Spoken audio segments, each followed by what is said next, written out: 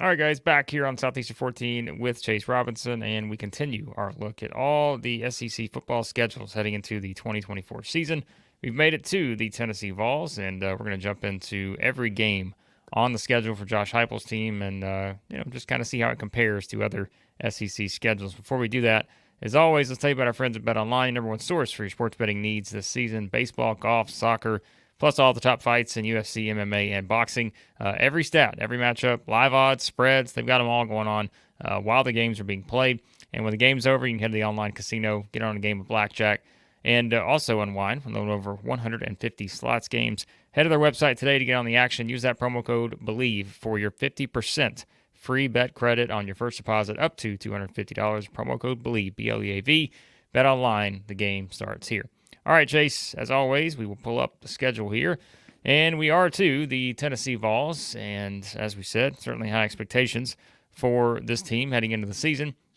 And, I think to start things off here, you and I talked about this before, and I'll just go ahead and we can kind of talk about this schedule as a whole before we jump into the games. But, I'm comparing this schedule to a lot of other SEC schedules.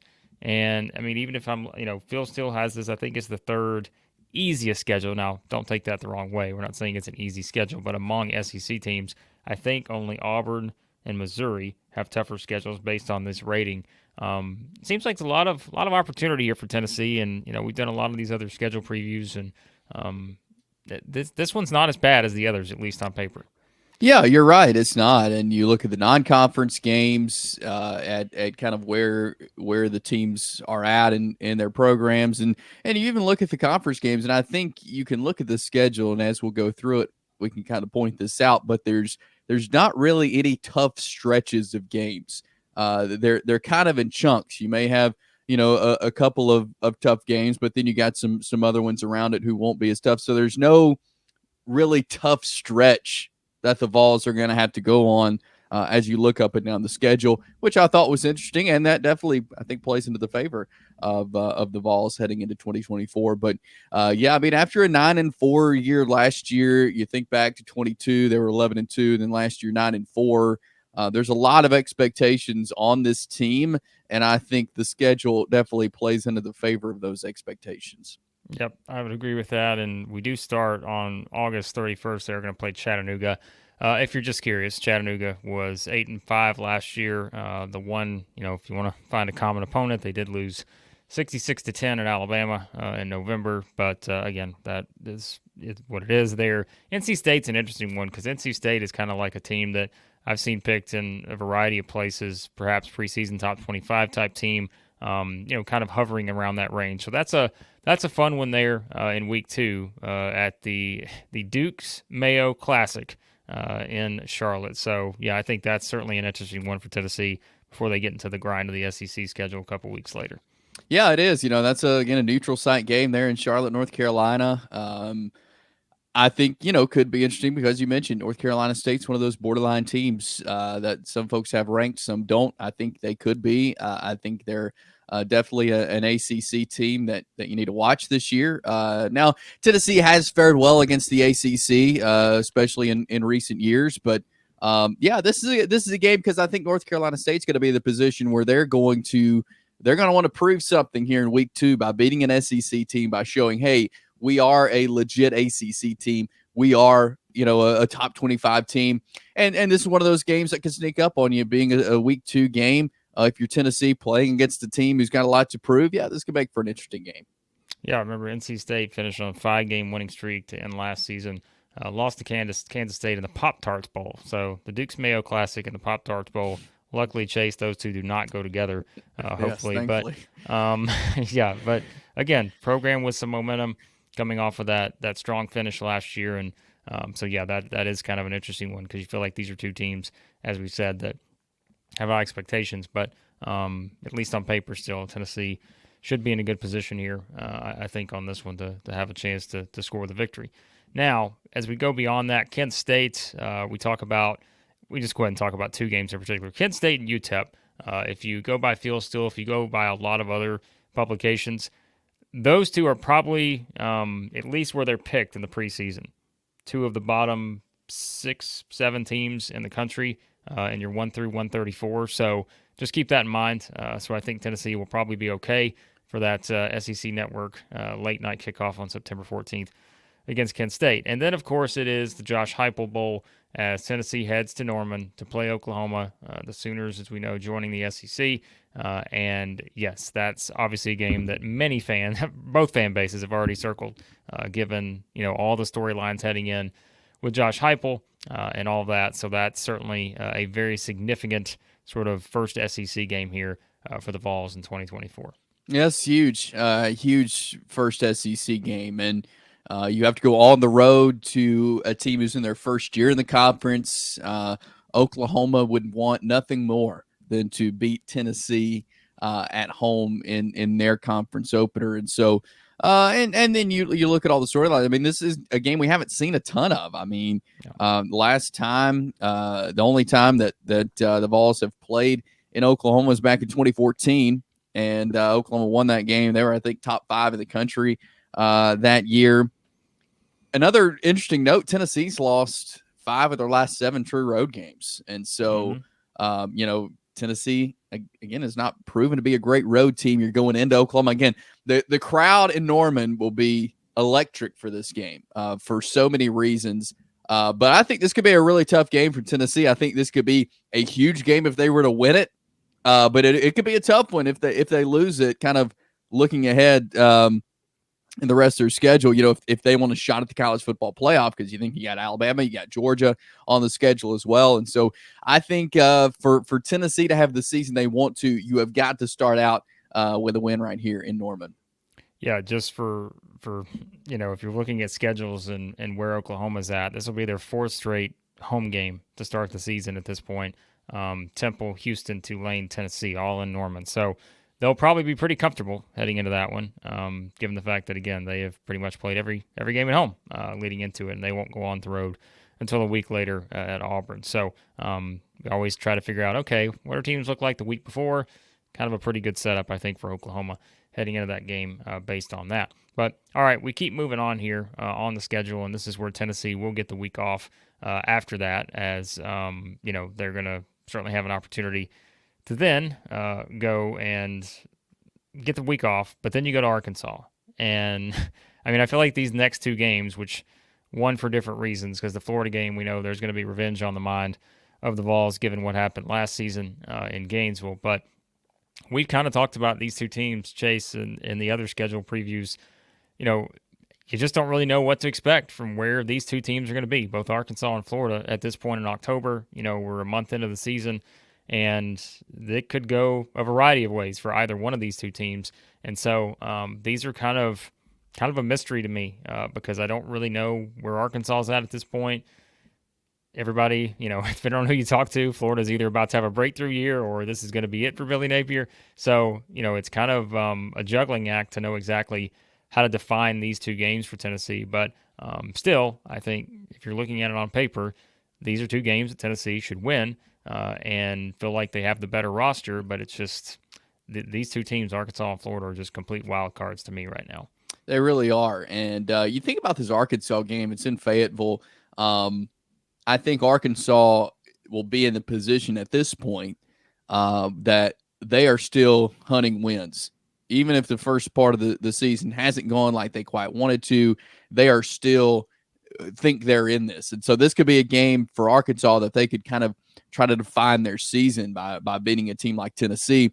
Interesting, though, Heupel and Pittman have never coached against each other. With Tennessee being the East, Arkansas had been in the West. They have not played each other with those 2 head coaches. I thought that was interesting, seeing that they've been in the league for several years now. But both of these are interesting. And you mentioned revenge. I think will be a huge factor in the Florida matchup from the Tennessee aspect. But yeah, I think these 2 games are interesting. One, because like you mentioned, we don't really know where these teams will be at, but this could be a game for both of these teams that, hey, you win this game, you get a chip on your shoulder, and you finish strong. I think that could play into it as well for both Arkansas and Florida if their seasons aren't going like they want them to. I think Florida could be a little bit more interesting one because they do have a pretty good roster. Now, will that translate to wins on the field? and a really tough schedule. We'll just have to see. But I think they do have the talent where they can beat the Tennessee Vols. But I think Tennessee's in a position where, with this offense, they're going to put up some big numbers. Can Florida's defense match that? That's, I think, where a problem could lie. Yeah, you mentioned Florida. Obviously, they, by most people accounts, and we talked about this, I think, in the schedule, they clearly have the toughest schedule of any team in the SEC, just as it stands right now, based on having also Miami and Florida State on their schedule for, out of conference games. Then when you look at the grind of what they actually have in conference, it's ridiculous. But you can watch our Florida schedule preview for that. And the Gators, before that, will play UCF the week before in Gainesville before traveling to Knoxville. Arkansas, meanwhile, they've got some tough potential bumps in the road too before they get to the Tennessee game. They're at Oklahoma State in week 2.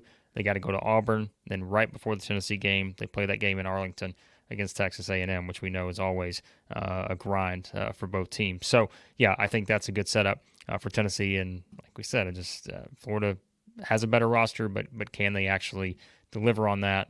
We will find out there. But, all right, we keep moving along here, and we go to, of course, the third Saturday in October, the Alabama Crimson Tide, and we know the way this game has gone in recent years. And as always, we know the magnitude of what this means for both teams. And, again, this is probably the first time we've said this in a long time, but you kind of know what you're getting from Alabama, but you don't know fully just because there is the coaching change with Kalen DeBoer there now.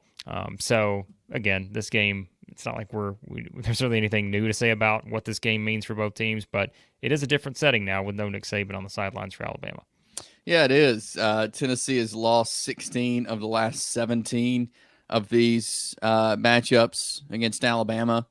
The last one they won, though, was in Knoxville, and so I think Tennessee definitely has that going for them, having this one at home. Yeah, this is huge. I think this is a big game for both teams because if Alabama wants a shot at the playoff too, they got to buckle up and win this game. Same for Tennessee, especially seeing that they have Georgia coming up on the schedule. They've already played at Oklahoma. So this is a big win or a big game for Tennessee at home if they can win this one. Man, this is, and we saw last year, Tennessee had that big lead halftime against Alabama, and then Alabama came out in the second half and outperformed them huge. So, Tennessee, I think in this game, since 2022, like they see they can beat Alabama. This is not those 15 years prior to that where they lost every time. This is a game now that Tennessee knows they can win. They feel like they can win, and I think having this at home will give them a little more confidence in that area. But yeah, I think this is definitely a winnable game for Tennessee, with it being in Knoxville and with the playoff on their mindset, and they could play spoiler to keep it Alabama out as well if they win this game. Yeah, because we talk about playoff implications, and remember, Alabama will have already played Georgia before this. They played South Carolina the week before in Tuscaloosa, but it's what comes after this. So there's always pressure in this game. But you think about the pressure for Alabama if they were to drop that Georgia game. At Tennessee here on October 19th, they host Missouri, top 10 team, October 26th. They go to LSU on November 9th. They go to Oklahoma on November 23rd. So not a lot of room for error. And so that's kind of what we say. We talk about both these teams, both Tennessee, Alabama, wanting that college football playoff opportunity. This is a big one because somebody's got to lose. And, there's a lot at stake given the remaining schedules for both of these teams. So, all right, we keep going down here to the last part of Tennessee's schedule. And it is where they'll square off with Kentucky, as always. Seems like it's just an entertaining, wild game between these two teams. At least it has been in recent years. And this does kind of set up that 3-game stretch. We talk about importance, playoffs, those kind of things. Your next two are really, they're in the middle of a 4-game homestand here, which is, like you mentioned earlier, like they don't really have these chunks where all of a sudden you've got just 3 daunting road games in a row. Or like they've got a really good setup here where you get Florida, Alabama, Kentucky, Mississippi State all at home. You don't leave Neyland Stadium for over a month from October 12th to November 16th. So this is kind of that defining stretch for Tennessee here. And look, I mean, they've got a chance to be the favorite in at least 3 of these games, right? Florida, Kentucky, Mississippi State, Alabama, who knows? Depends on where both teams are at. But yeah, I like the way this sets up, and Kentucky, is going to have a new quarterback under center, Brock Vandegrift. You've got Mississippi State, who feels like they're in rebuilding mode. To me, this just kind of keeps getting better for Tennessee in terms of just the way this thing falls. Yeah, one interesting thing about this Kentucky matchup with Tennessee, and one I think this will kind of be the storyline going in. Kentucky, their defense is going to be really good. Yeah. I think they could finish as maybe in the top 5 SEC in defense.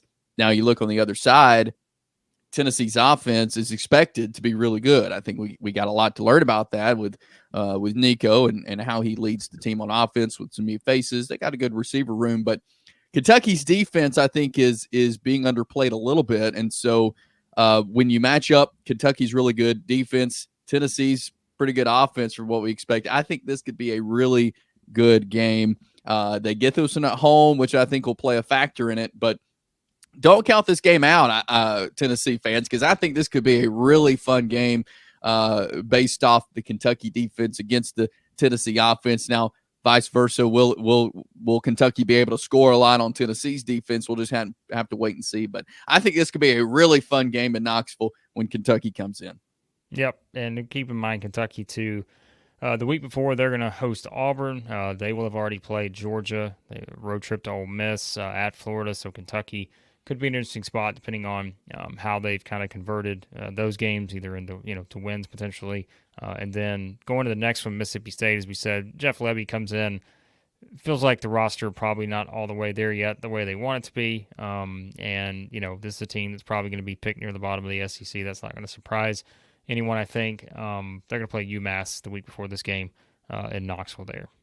Yeah, and Mississippi State, again, so many unknowns. It's hard to tell, where this team's going to be. But again, you get this one at home, and Tennessee needs to take advantage of every opportunity they have in Neyland Stadium to get a win, and I think they could do that here. Yep, I think so too. And then we kind of finish up with this schedule here, and like we said, this is where obviously you get the game at Georgia and what that could mean for both teams, and we also kind of tie that into the playoff discussion, right? Where it's you think about how many losses can keep you in the conversation and all of that. I mean, we feel like to this point, Tennessee's got a great chance to maybe be a one-loss team heading into this, something like that, and you kind of what the expectations are going into this game. Georgia's Georgia. This will not be an easy game any way you slice it. This will be a challenge. And luckily, though, when you look at the rest of the schedule, this is the kind of the last game because UTEP, as I said, I looked here, UTEP's picked, I think, 132 out of 144. They're 134 in Phil Steele, so that's not ideal. Vanderbilt is just not there yet. So, yeah, I mean, this is kind of that last game for Tennessee, and what this could do for you from a playoff perspective. It's Georgia. It says it all right there. Yes, and the Tennessee Georgia game has had a lot of hype, in recent years, especially in 2022. It has never quite lived up to the hype, lived up to the expectations of this game. Can Tennessee change that this year? We'll see. It's now a late season game where you're battle tested. You've played a lot of football, and I feel like last year, or in 2022 rather, there was a lot of eyes on Tennessee versus number one Georgia. Well, Georgia won that one 27-13, and then 2 weeks later, Tennessee loses to South Carolina 63-38. And then last year, again, they go against number one Georgia and lose 38-10. When again there was Tennessee didn't quite have the year last year as they did in 22, but still there was a lot of expectations in that game against Georgia. So I think Tennessee going on the road, you want to go into this game and say, hey, let's not let what happened the last 2 years, or really what happened the last 5 years, happen again. We want to be in the playoff. To do that, we've got to beat a team like Georgia. And let's say Tennessee is able to get a good win at Oklahoma, able to beat Alabama at home. You're looking at a team who could be looking for a spot in the playoff, and it could be crucial. And even if you drop one, maybe to Oklahoma, or you drop one to Alabama, this Georgia game will be even more meaningful. You got to win this one in Athens if you want to have a shot at the playoff, I think, if you've lost one previously.